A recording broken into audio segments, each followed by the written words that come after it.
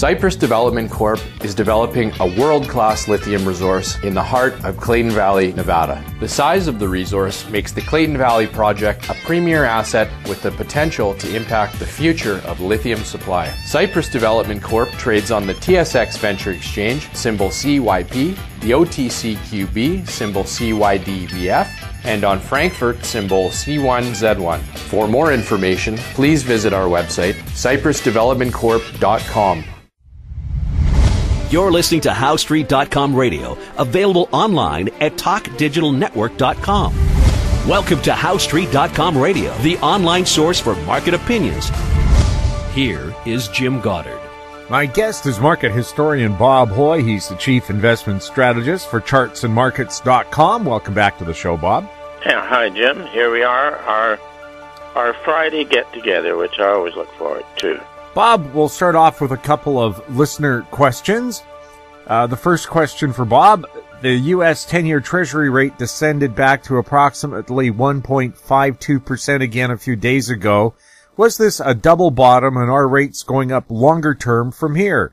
If liquidity problems this fall cause another market sell-off like last fall, then will long-term Treasury yields go to new lows or at least retest the previous lows?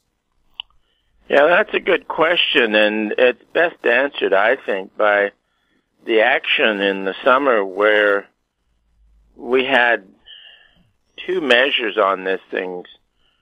One was that you can have a seasonal high for the the bond future in late August, and then another one late September. So we had that as guidance. And then the other side was that the rally was so strong. It was absolutely fabulous. Did ring a whole lot of our technical bells. Let's say it reached technical excesses. And I think the high was, August 28. And we're talking prices, and I know that our questioner was in yield, but I'm going to stay with prices. And then it corrected down, and then the second leg up ended in, I think October the 3rd or 4th or something like that. And that was just a test of the highs. So it took a good correction, and we've had a few bounces, but we're staying with the story that during the summer months, the bulls in the bond market were absolutely convinced that U.S. long Treasury rates would go down to zero,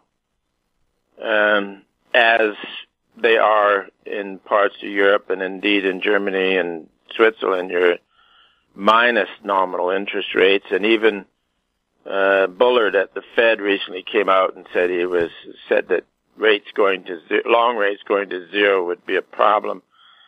But that was the same story in 2016, and we did the same analysis that the German market is so dominated by the central bank that technical analysis would be hopeless. But what you can do is, because the U.S. market is more of a market, so we used our technicals on the bond future last year and said that the reversal would come in the U.S. market and it would hit the German market, which it did do. I think their yields went from 0.40% to 1.40%, which is a big change.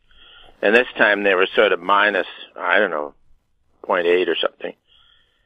So it's the same story for us. Excesses in the bond market in New York, reversal, bond prices going down, interest rates going up, and it's affecting the German market, which we're pleased with. So now on the longer term on interest rate market in the financial mania, everybody buys bonds like there's no tomorrow, and there's more bond issued than the economy can possibly service, and then plus you go into a contraction after a bubble where even if you had a flat economy, you couldn't service the debt that's been flogged. So the bond market can go into a retreat. We have had inflation in bond prices, And then the next thing, we will have deflation in bond prices. And interest rates going up would not be due to a return of consumer price inflation. It was just due to illiquidity in the market. So lower grade stuff going down would pull down medium grade, and then eventually that'll pull down high grade. So I don't think it's going to be a pretty picture, but it was the right question. That same listener has another question for you, Bob. It seems like the cryptocurrencies and the gold miners aren't performing as safe havens like gold has as of late. Why the divergences?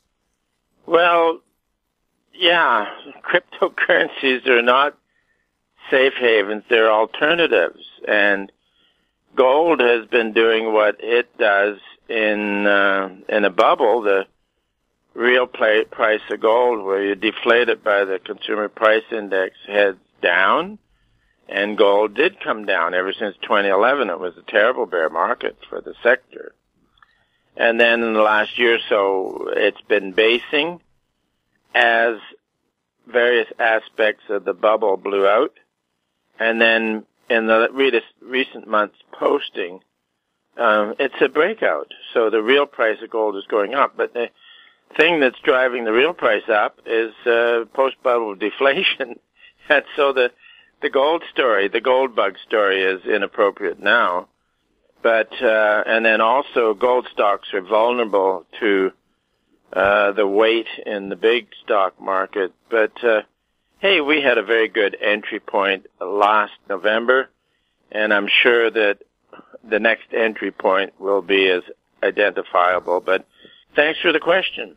We'll have another question for Bob Hoye when we return. Media recognition from Bloomberg, Reuters, recycling trade publications, patented process for 100% recovery of critical metals, including cobalt, lithium, nickel, manganese, aluminum. American Manganese is focused on recycling lithium-ion batteries for electric vehicles. American Manganese trades on the TSX Venture, AMY, the US, AMYZF, and Frankfurt 2AM. For more information, visit AmericanManganeseInc.com or phone me, Larry Ray, at 778-574-4444.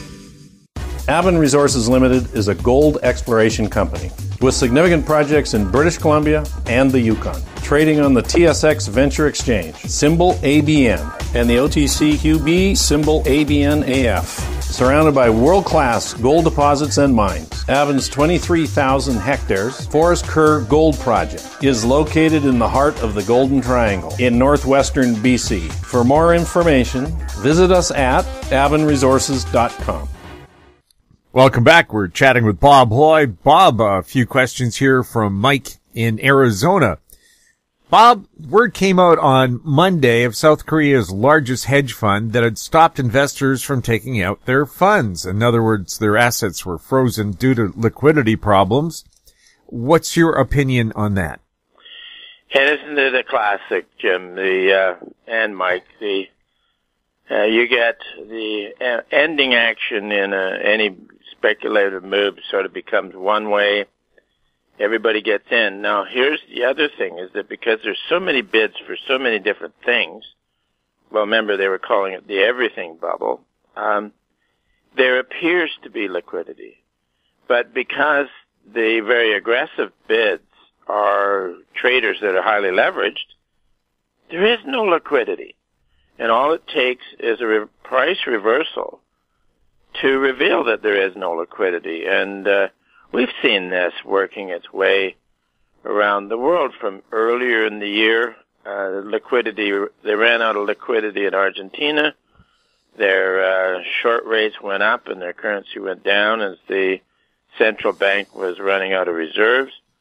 Same thing then in Turkey, and then India, and then later in the summer, China. And so that sequence of events, once they start, first of all, it has to be a huge party. And then when the phenomenon of liquidity disappearing starts, usually in outlying or lesser exchanges, and then moving its way eventually into the financial center, which is what we have been doing. So this is where the story came out a few weeks ago about the Fed moving in the repro repo market to inject liquidity on a day-to-day basis and then take it back to the States. So they tried a bit of that, and now they're moving to buying bonds. So I would say, Jim and Mike, that this is just classic stuff. A bubble based upon leverage, and then the discovery of or disappearing liquidity, and that has always been found in the fall of the year.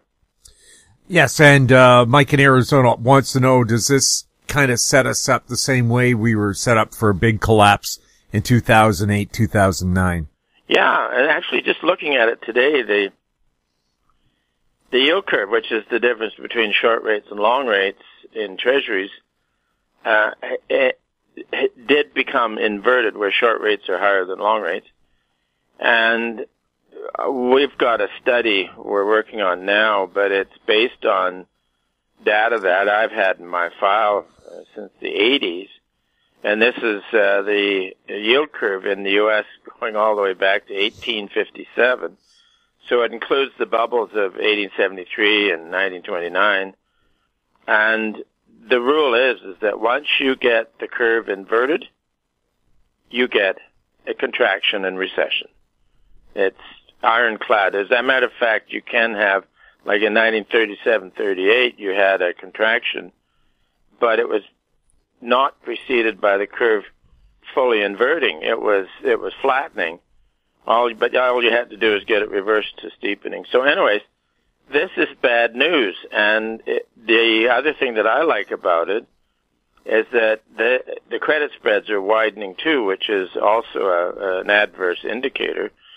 But the important thing to understand is that the Fed Reserve and all other central banks have absolutely no control over the yield curve or credit spreads when it's time to reverse. Absolutely none whatsoever. So here we go again. I think central bankers are going to go down the tanks. And I'm going to enjoy that part. We'll have more with Bob Hoye right after this. Engineer Gold Mines is focused on the exploration and development of the historic high-grade Engineer Gold Mine situated 32 kilometers southwest of Atlin, British Columbia. Engineer Gold Mines is fully permitted for surface and underground exploration with the 2019 drill program now underway. Engineer Gold Mines Limited trades on the TSX Venture Exchange, symbol EAU. For more information, please visit us at engineergoldmines.com. Don't miss out. Stay informed. Receive the HowStreet.com weekly recap with thought-provoking podcasts, radio, and articles delivered to your inbox. Sign up for the HowStreet.com weekly recap on our homepage at HowStreet.com. Welcome back. We're speaking with Bob Hoye. Bob, a University of Michigan study or survey of consumers found that people are expecting bigger wage hikes than at any other time since 1999. Are we going to party like it's 1999? Well, it's a surprise, but you get waves of enthusiasm will come through in a rising or in a boom, and I guess this was just one of those things where their outlook for wages, and people are taught, you got GM on big strike stories that then escalates wages. So, but it seems like a late item or an outlier. And, but then we were looking for something positive to write about it. You had a really good consumer number. But that's all it is. I think it's kind of an outlier within what could be a post-bubble contraction. It's worth reviewing, Jim, that remember how dismal things were in Christmas? Well, we were calling it dismal December. And then on December 26th, when it was about its bleakest, we got a sequential buy on crude oil and a sequential buy on the S&P. And so that's fine. And then looked at our historical stuff and figured, hey, you could have good times out to around mid-year. And indeed we did. And there were some excesses reached technically particularly in the Treasury market, but also in other sectors. So this is how we work. You have seasonal moves, and then and the trick is to measure the technical excesses. So now the market, to sort of a week ago, the stock market had quite a hit, and it was oversold. Crude oil was oversold, things like that. And then on the rebound, which may have been technical, then came some positive news about trade deals with China and various other things. So, and then now it looks like that little week or so of positive is about gone. But what you want to do is understand that we're at the time of year when liquidity problems can be discovered, and with that you can get discouragement. Now, there's been enough change in credit spreads and in the yield curve that some big traders somewhere in the world will be offside. And then it just depends on how serious it is and how long they can keep it together before the world discovers that somebody is facing insolvency. And then the other thing is that on the stock market, at its decline, it became a little oversold, but that was just short-term trading stuff. It's more on a weekly basis. The decline was not an oversold that you would expect to find at a really good intermediate low on the stock market. So we're looking for intermediate low in the stock market. Also, liquidity crisis to be discovered in the fall, and maybe these unsettling events could continue into November, maybe into December like last year. So our advice through the summer was to build your own personal liquidity, because when it disappears in the fall, it really disappears. And once the prices are down and you're leveraged, you're hooped. So the idea was to raise money on all of the hot groups as they were peaking. Bob, thank you so much for chatting with us. Well, Jim, it's good to get together, and I'm looking forward to next week. My guest has been market historian Bob Hoye. He's the chief investment strategist for chartsandmarkets.com. If you have any questions for Bob, you can send them to info@housestreet.com. Find us on Twitter @HouseStreet. Our YouTube channel is Talk Digital Network. I'm Jim Goddard. Thank you for listening.